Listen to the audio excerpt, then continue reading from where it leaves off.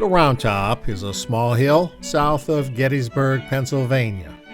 It's the far left end of the Union Army's defensive line, a line filled with the ranks of 95,000 soldiers, which stretched from here uninterrupted toward the town of Gettysburg, over 2 miles away. They faced off against the Confederate Army of over 75,000 across the fields to the west. These two forces would clash with one another for 3 days on July 1st, 2nd, and 3rd of 1863. The Park Service recently reopened Little Round Top after a 2-year-long rehabilitation to better present and interpret the area as it was during the battle. I've emerged on the ridgeline here at this monument, which marks where the 155th Pennsylvania Volunteer Regiment was positioned along the left end of the Union Army's line. When originally erected in 1886, the monument did not have a figure atop as you see today. The veterans added the vaunted Zouave figure 3 years later in 1889.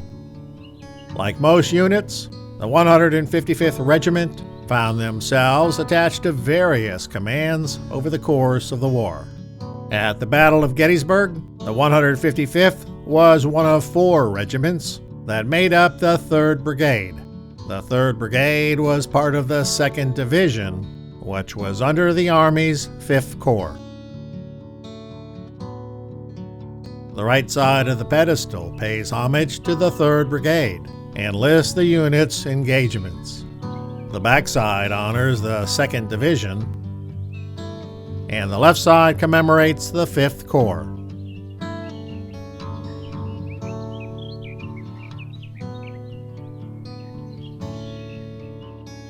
A photo has been left at the monument's base.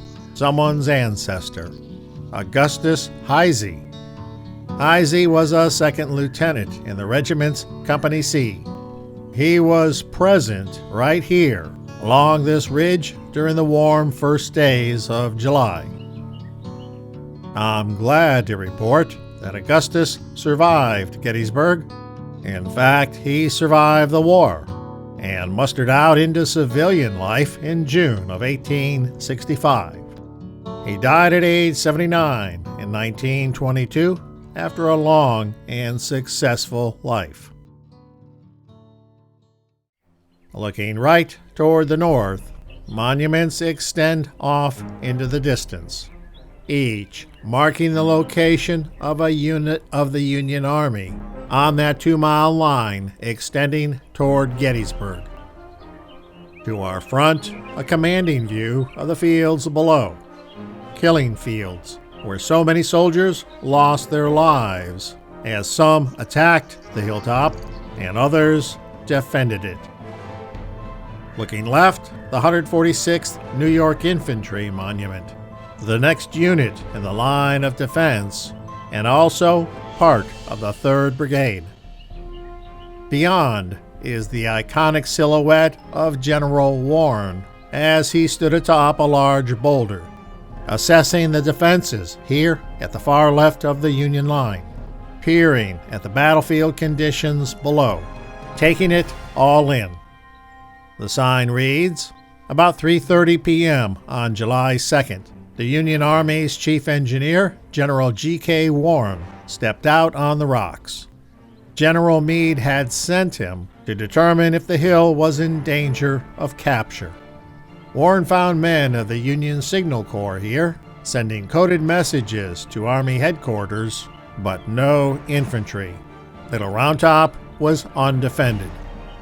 Warren discovered Confederate troops concealed in the distant woodline 1 mile in front of you. If they seized Little Round Top, the Union Army would be dangerously outflanked. The sight of the large enemy force about to outflank the Union position struck Warren as almost appalling. Warren quickly dispatched aides to seek troops to defend the hill. This sign reads, You are standing on the summit of Little Round Top, 3 miles south of the town of Gettysburg. The landscape below you, studded with boulders of all sizes, is the product of millions of years of geological activity. Millennia of wind and water eroded away the soft soil and revealed the harder rock diabase seen around you. At the time of the battle, Ephraim Hanaway owned the western face of Little Round Top, having purchased the land in 1858. Too rocky to farm, he used it as a source of stone and timber. Hanaway had last harvested some of the timber in the fall of 1862, revealing the rocky terrain seen today. Hanaway's property played a critical role in the fighting.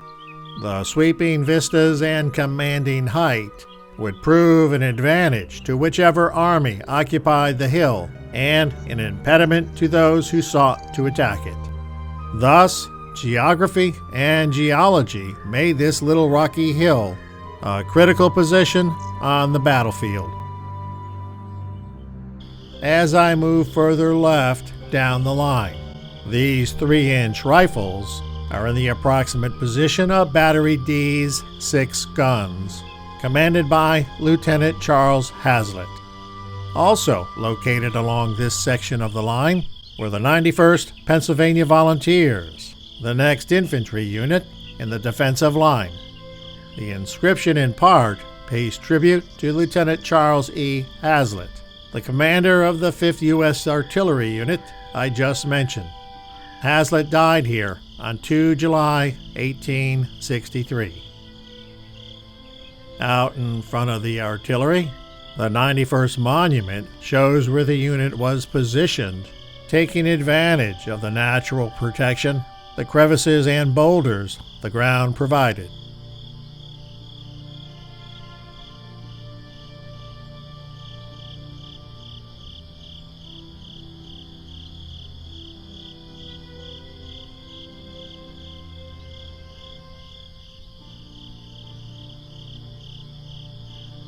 Another reference to the command structure for many of the units along this section of the ridge. 3rd Brigade, 2nd Division, 5th Corps. This stone marks the place where Lieutenant Hazlitt fell and died while commanding the artillery along the top of the ridge. As Battery D was firing on the enemy, they were doing so right over the heads of the soldiers of the 91st Regiment, positioned along the line perhaps 50 yards in front of the guns. Now if that were me out there, I think I just might risk the wrath of the sergeant and move a bit to the left or right. I can think of better places to be besides under the muzzles of a battery of artillery. Some more information about Hazlitt's Battery D if you want to pause and read. And a shell fragment from the war.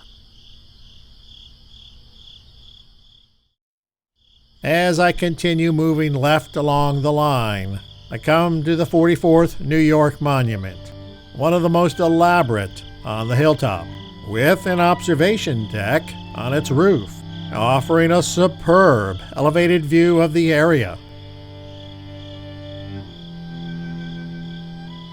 Off to the right, where the 155th Pennsylvania, the 146th New York, and the 91st Pennsylvanians were placed along the line. In the valley below, you can see the formation of rocks in the distance, which is Devil's Den. The white marker along the trail is the 16th Michigan Infantry Regiment's monument, marking their position on the line.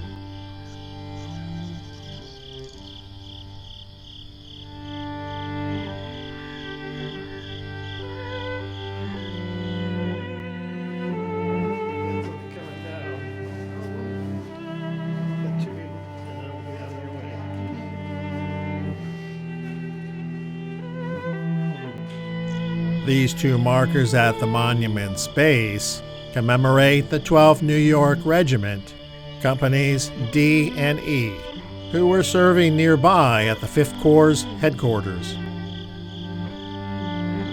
The Confederates began their advance from the far tree line, a mile away in the distance where those vehicles are moving, eventually making their way to Devil's Den, that group of large rocks and boulders.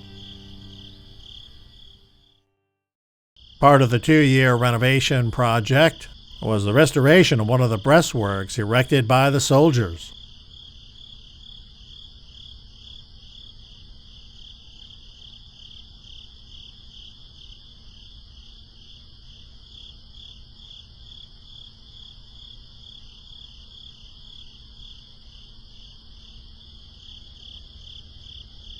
The sign reads, "A great basin lay before us full of smoke and fire, and literally swarming with riderless horses, and fighting, fleeing, and pursuing men. First Lieutenant Porter Farley, 140th New York Volunteers." Responding to General Warren's call for help, Colonel Strong Vincent and his 1,300-man Union Infantry Brigade rushed in to defend the hill and arrived none too soon. Just as his men took position on the slopes below you, Texans and Alabamians of General John B. Hood's division streamed out of the woods to your left. Rapid, deadly fire came from Vincent's line, drove them back, but Hood's men rallied and renewed the fight. When the 16th Michigan Infantry began to give way, Colonel Vincent went to their aid and fell, mortally wounded.